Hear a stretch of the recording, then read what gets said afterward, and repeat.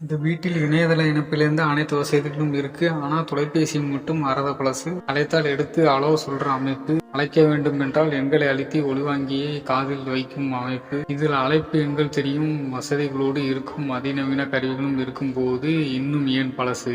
அப்பா மகன் மகள் மனைவி ஆளுக்கு ஒரு கைபேசிகள் இருக்கும் போது அதிநவீன தொலைபேசி கருவி வீண் என்று விட்டார்களா? அப்படி இருந்தாலும் அது பெரிய ரூபாய் இல்லை. வீட்டில் உள்ளவர்கள் அத்தனை பேர்களும் சம்பாதிப்பு.